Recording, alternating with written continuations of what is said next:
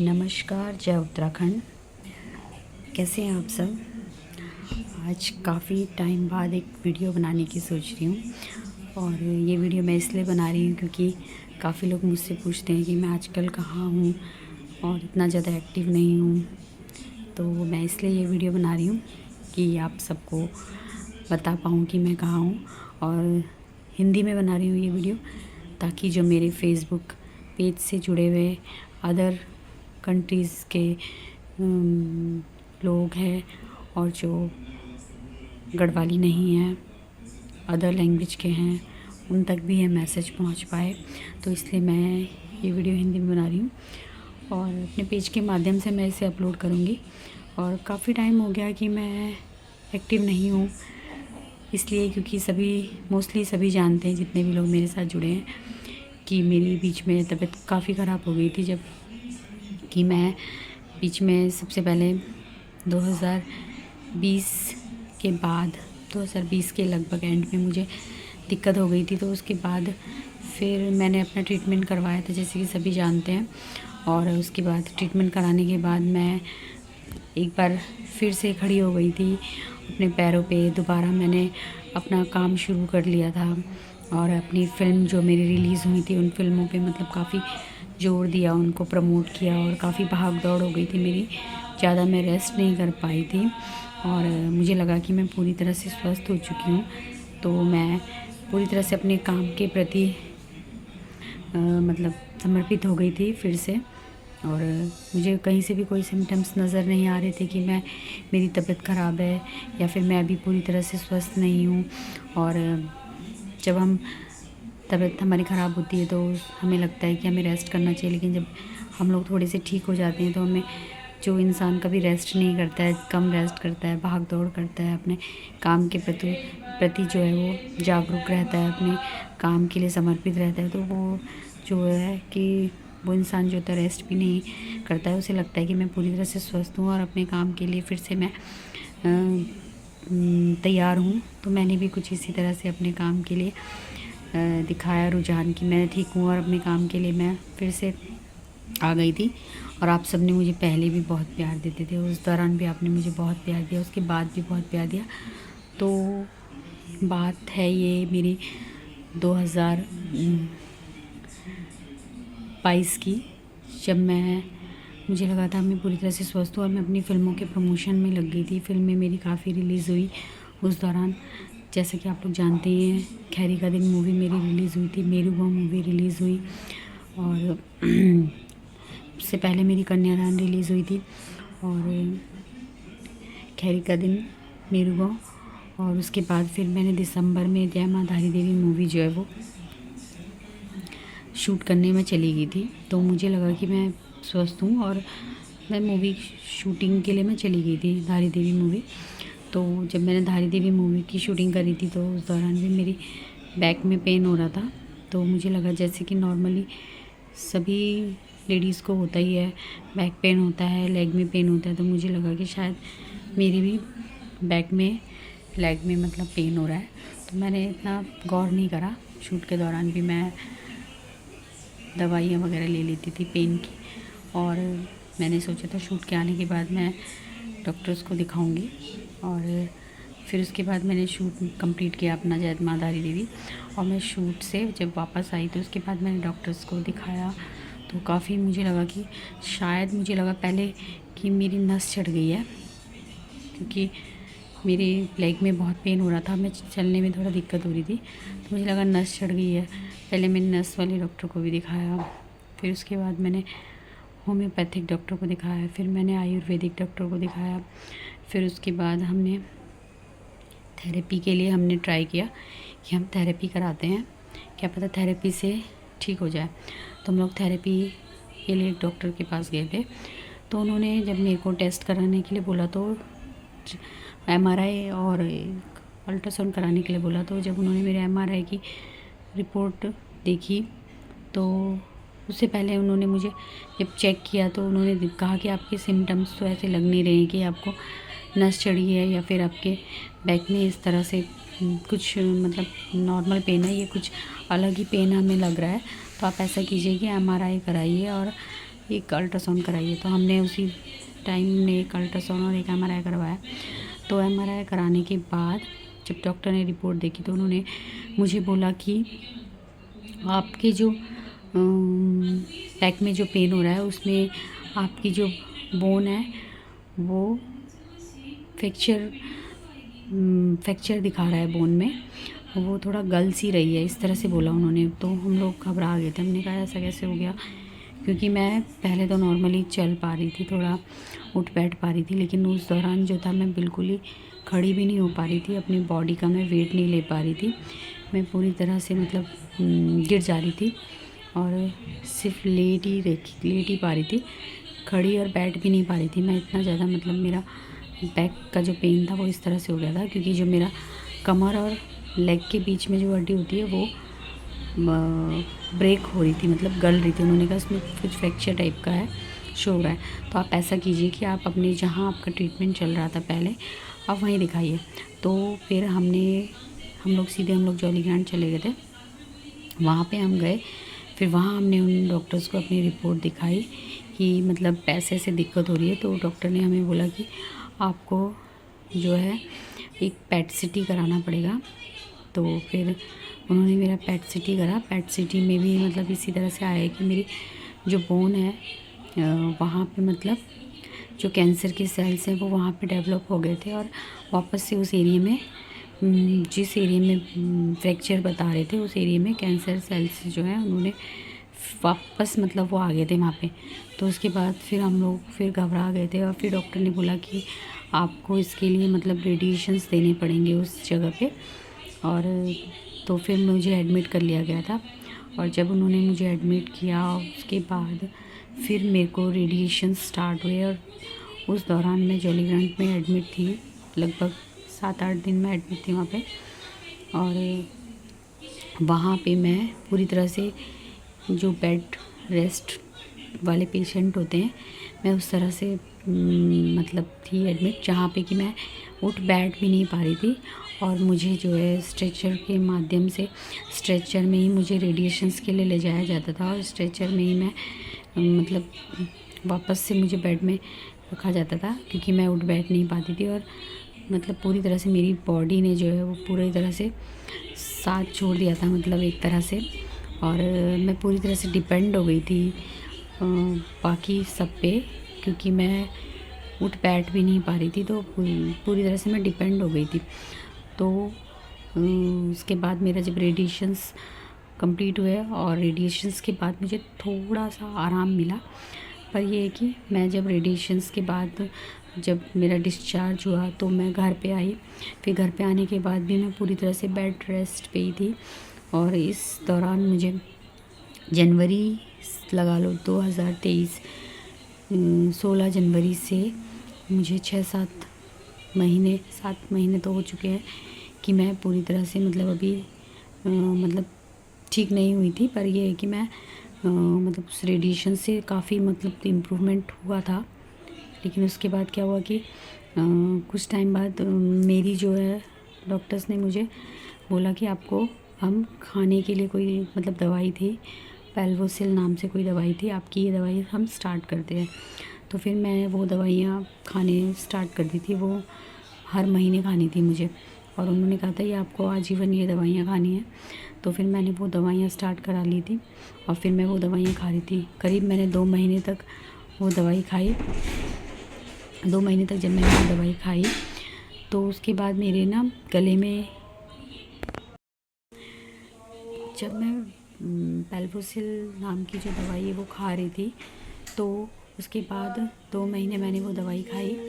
और उसके बाद मेरे कुछ टाइम बाद मेरे ना गले में कुछ इन्फेक्शन सा होने लग गया था, जैसे कि खराश सी होने लगी थी गले में। तो मुझे लगा कि ये कुछ स्वेलिंग सी भी मतलब मेरे गले में होने लग गई थी। तो मैंने डॉक्टर्स को भी बताया कि मेरे इस तरह से हो रहा है, स्वेलिंग सा हो रहा है। और फिर वो जो स्वेलिंग है वो धीरे धीरे मतलब उसका इन्फेक्शन जो है वो बढ़ता गया, और मेरे गले से लेके पूरी स्वेलिंग जो है वो गले में स्वेलिंग हो गई। उसके बाद मेरे फेस में पूरी स्वेलिंग है, मेरे हाथ में पूरी स्वेलिंग है, अभी मतलब देख सकते हैं आप। और मेरी मतलब जो राइट साइड है, राइट साइड में मतलब हाथ में, गले में, फेस में और गर्दन में मतलब पूरी स्वेलिंग आ गई थी और मेरे जो लंग्स में भी पानी भर गया था। तो उसके बाद हमने मतलब वो दवाइयाँ मैंने बंद कर दी। उसके बाद मुझे उन दवाइयों से भी शायद मुझे रिएक्शन हो गया था और फिर हमने वो दवाइयाँ बंद कर दी थी।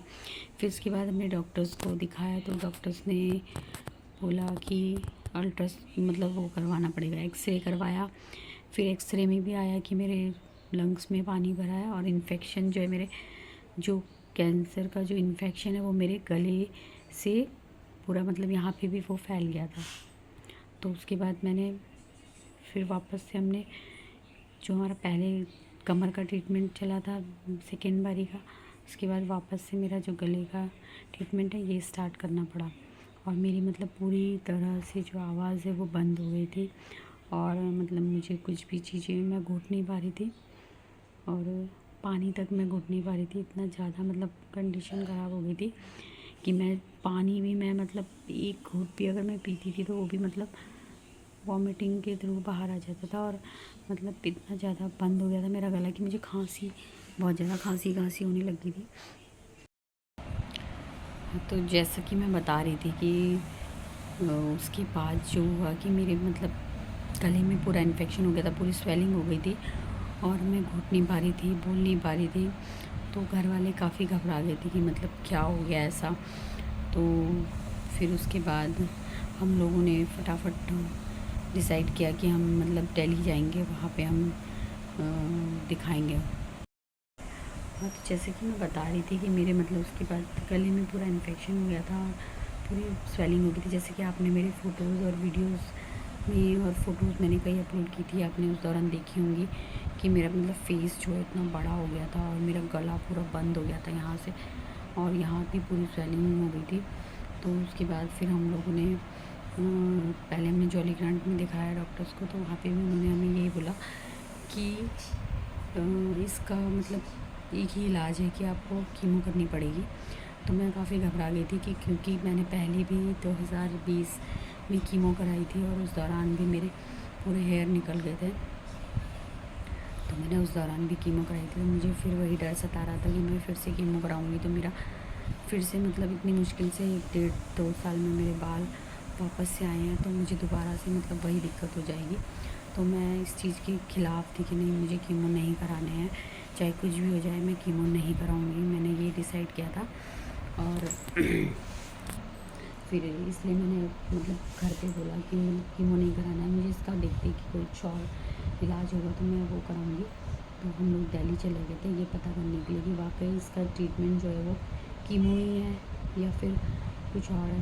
तो हमने सेकेंड ओपिनियन लेने की भी सोची। तो हम लोग दिल्ली चले गए थे। दिल्ली जाके मैंने पहले हमें मैक्स हॉस्पिटल में दिखाया। वहाँ पे भी हमें एक बहुत अच्छी डॉक्टर मिले थे। तो उन्होंने पूरी मेरी जितनी भी हिस्ट्री थी वो पूरी देखी, उन्होंने मेरी रिपोर्ट्स देखी और सारा कुछ देखने के बाद उन्होंने बोला कि हाँ वाकई मतलब जो मेरा जो जिस तरह की मेरी कंडीशन है उस टाइम पे उसका ट्रीटमेंट जो है वो कीमो ही है। वैसे तो कीमो ही है, लेकिन उन्होंने मुझे टेस्ट करने के लिए बोला था।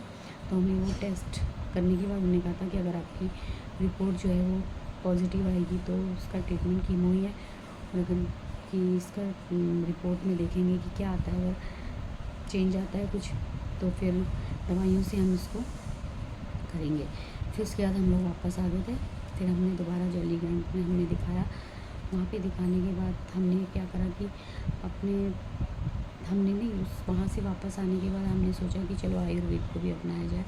तो हम लोग एक किसी ने हमें बताया था कि एक थर्ड आई करके आयुर्वेद का सेंटर है, आप वहाँ पे जाइए, वहाँ पे आपका मतलब ट्रीटमेंट हो जाएगा और आप वहाँ जाइए। तो मैं वहाँ पे भी गई थी और वहाँ पे मैं 5 दिन मैं वहाँ पे रही थी और वहाँ पे 10,000 पर डे का चार्ज था वहाँ पे। और वहाँ पे वो आयुर्वेद के थ्रू मतलब हमें मतलब मुझे ट्रीटमेंट देते थे, योग कराते थे और पूरा मतलब जो भी आयुर्वेद में होता है लेप लगाना और पूरा डाइट वगैरह फॉलो कराते थे, वो सब मैंने किया। 5 दिन मैं कंटिन्यू वहाँ पे रही और उसके बाद फिर तब तक उसी बीच मेरी रिपोर्ट आ गई थी।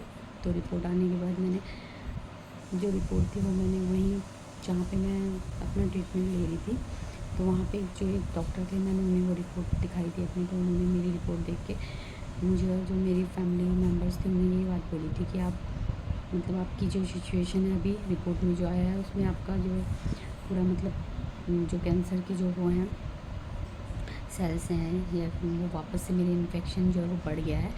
तो आप ऐसा कीजिए कि आप अपना एलोपैथिक जो आप ट्रीटमेंट कराए थे आप वो मतलब वहाँ पे भी आप कंटिन्यू करिए, क्योंकि ये कि आयुर्वेद में ये बहुत धीरे धीरे प्रोसेस होगा। और अभी आपकी कंडीशन ऐसी है कि मतलब ये बहुत बढ़ चुका है।